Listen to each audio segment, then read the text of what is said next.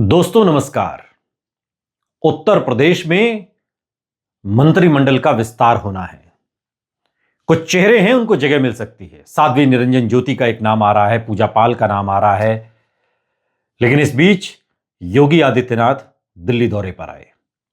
प्रधानमंत्री नरेंद्र मोदी से मुलाकात के बाद बड़े नेताओं से उनकी मुलाकातों का दौर जारी है। बीजेपी के अध्यक्ष जेपी नड्डा से मिलने के बाद योगी आदित्यनाथ ने शिष्टाचार मुलाकात जिसे बताया, और वैसी ही मुलाकात जैसी प्रधानमंत्री के साथ हुई थी। उत्तर प्रदेश के मुख्यमंत्री योगी आदित्यनाथ ने प्रधानमंत्री नरेंद्र मोदी को राम मंदिर की एक प्रतिकृति भेंट की इस मुलाकात के दौरान। और यह प्रतिकृति चांदी से बनी हुई है, जिसमें गुलाबी मीनाकारी आर्ट का इस्तेमाल है।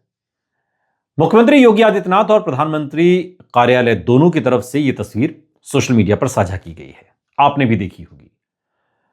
प्रधानमंत्री नरेंद्र मोदी के साथ करीब 1 घंटे चली योगी आदित्यनाथ की यह मुलाकात कई मायनों में महत्वपूर्ण है। इसलिए जो दिखाया जा रहा है, आप सिर्फ उस पर मत जाइए। जो दिखाया जाएगा बाद में उसे समझने की कोशिश करिए। चूंकि उत्तर प्रदेश में संभावित मंत्रिमंडल विस्तार तो है ही, अब तो विधानसभा चुनावों में भी करीब करीब 1 साल का ही वक्त है। उत्तर प्रदेश के मुख्यमंत्री योगी आदित्यनाथ और प्रधानमंत्री नरेंद्र मोदी की मुलाकात को सूबे में संभावित मंत्रिमंडल विस्तार से जोड़कर देखा जा रहा है। 2022 के यूपी विधानसभा चुनाव से पहले भी यह काम हुआ था और चुनावी रणनीति के हिसाब से नेताओं को मंत्रिमंडल में शामिल किया गया। तब सितंबर 2021 में उत्तर प्रदेश मंत्रिमंडल विस्तार हुआ था और अभी तो यह साल की शुरुआत है। वैसे तब मंत्रिमंडल विस्तार टलने की एक बड़ी वजह यह मानी गई थी कि उस वक्त योगी आदित्यनाथ और बीजेपी नेतृत्व के बीच एक पेंच फंसा हुआ था और माना जा रहा था कि पूर्व नौकरशाह अरविंद शर्मा को लेकर यह पेंच फंसा हुआ है। टकराव की चर्चा और खबरें, उनके वीआरएस लेने, फिर एमएलसी के साथ उनकी सियासी करियर की शुरुआत, बहुत सारी चीजें कही गई। लेकिन आखिरकार अरविंद शर्मा मंत्री बने। लेकिन चुनाव के बाद नई सरकार में तब नहीं। फिलहाल तो ऐसा कोई पेंच सामने आया नहीं है। रही बात टकराव की, तो 2024 के लोकसभा चुनाव के नतीजे आने के बाद ऐसी बातों की खासी चर्चा रही कि उत्तर प्रदेश और दिल्ली टकरा रहे हैं। अखिलेश यादव ने तो तंज कसते हुए कहा कि अमित शाह और मुख्यमंत्री एक दूसरे को दुआ सलाम तक नहीं करते। इसलिए भी क्योंकि यूपी में बीजेपी की लोकसभा सीटें समाजवादी पार्टी से भी कम आ गई थीं और अयोध्या में भी हार का मुंह देखना पड़ा, और वो भी तब जब चुनाव से ठीक पहले राम मंदिर उद्घाटन समारोह का भव्य आयोजन हुआ। हाल फिलहाल में यह चर्चा जोरों पर है कि मकर संक्रांति के बाद यूपी में मंत्रिमंडल का विस्तार हो सकता है। खरमास में शुभ कार्य करने से बचने की कोशिश होती है। नितिन नवीन को बीजेपी का राष्ट्रीय अध्यक्ष, जो कार्यकारी अध्यक्ष उन्हें बनाया गया, वो भी खरमास शुरू होने के ठीक पहले बनाया गया। चुनावी तैयारियों के हिसाब से भी वक्त बहुत ज्यादा नहीं बचा है। संगठन में भी बदलाव हुआ है। पंकज चौधरी के यूपी बीजेपी के अध्यक्ष की कमान संभालने के बाद पूर्व यूपी बीजेपी अध्यक्ष भूपेंद्र चौधरी को भी कैबिनेट में शामिल किए जाने की संभावना है। पंकज चौधरी के यूपी बीजेपी का अध्यक्ष बन जाने के बाद यूपी में बीजेपी में पावर बैलेंस न होने की जोरदार चर्चा थी। लेकिन मुख्यमंत्री और यूपी बीजेपी अध्यक्ष दोनों ही गोरखपुर यानी पूर्वी उत्तर प्रदेश से हो गए।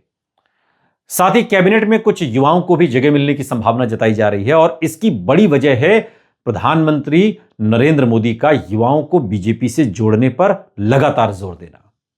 कई मौकों पर प्रधानमंत्री मोदी बीजेपी से युवाओं को जोड़े जाने की बात कह चुके हैं।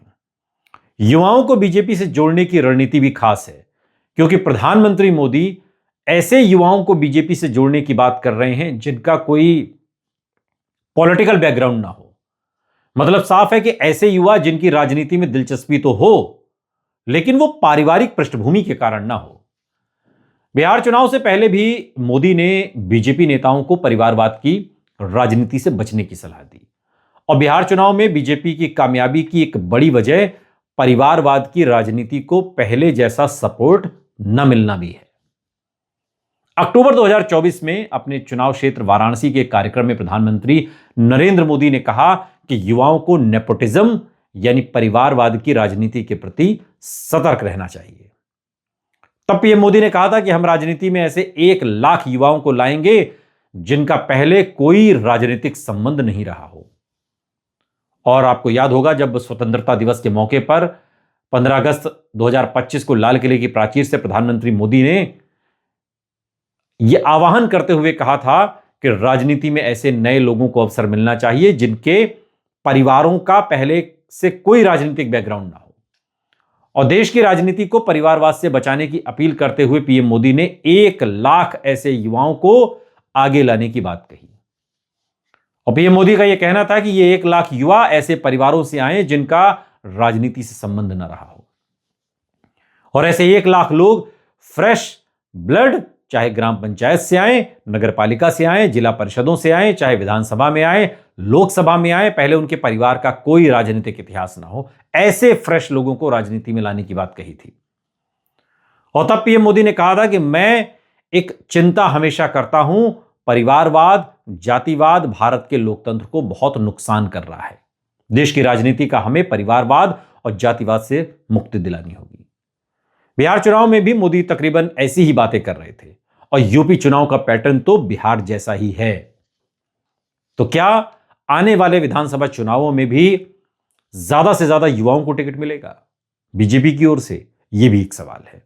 क्योंकि अगले साल यूपी विधानसभा के चुनाव होने हैं और यूपी चुनाव योगी आदित्यनाथ के लिए जितना मायने रखते हैं, प्रधानमंत्री मोदी के लिए भी उतनी ही महत्वपूर्ण है। आखिरकार देश के प्रधानमंत्री पद का रास्ता यूपी से होकर जाता है। गुजरात से मोदी ने वाराणसी का रुख भी इसीलिए किया था और 2022 के यूपी चुनाव में अमित शाह भी यही कर रहे थे। 2024 में वो प्रधानमंत्री बनाने के लिए योगी को मुख्यमंत्री बनाना जरूरी है, यह बात कही गई और यह बात तो लागू भी होगी। योगी आदित्यनाथ ने सोशल मीडिया साइट एक्स पर लिखा कि प्रधानमंत्री मोदी से मुलाकात के बाद कि आज नई दिल्ली में आदरणीय श्री नरेंद्र मोदी प्रधानमंत्री जी से शिष्टाचार भेंट हुई, मार्गदर्शन प्राप्त हुआ और आपका पाथेय नए उत्तर प्रदेश के विकास यात्रा को और अधिक गति प्रदान करने हेतु सदैव नवीन ऊर्जा का संचार करता है। अपना बहुमूल्य समय प्रदान करने हेतु हार्दिक आभार प्रधानमंत्री जी। प्रधानमंत्री नरेंद्र मोदी से मुलाकात के बाद योगी आदित्यनाथ एक लंबी लिस्ट पहले से तैयार उन्होंने कर रखी थी।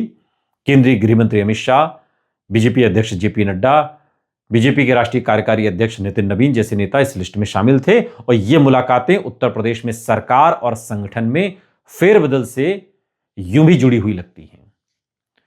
भले ही सरकार बनाम संगठन वाली बहस यूपी बीजेपी में दबा दी गई हो, जो ब्राह्मण विधायकों की बैठक हुई थी, लेकिन असर अभी भी खत्म नहीं हुआ है और यह बात यूपी के दोनों डिप्टी सीएम का योगी आदित्यनाथ के साथ दिल्ली में मौजूदगी से और भी महत्वपूर्ण हो जाती है। योगी आदित्यनाथ के साथ ही यूपी के दोनों डिप्टी सीएम ब्रजेश पाठक और केशव प्रसाद मौर्य भी दिल्ली में मौजूद हैं और बीते दिनों ऐसे कई मौके आए जब योगी आदित्यनाथ और दोनों डिप्टी सीएम के बीच तल्खी महसूस की गई। हालांकि बाद में मामला ऊपर से रफा दफा कर दिया गया और अब चुनाव से पहले पूरे घर को दुरुस्त करने की तैयारी बीजेपी के अंदर खाने चल रही है। जो लोग नाराज हैं उन्हें मना लिया जाए और जो लोग मान गए हैं उन्हें काम पर लगा दिया जाए। फौरन चुनाव अगले साल होने हैं।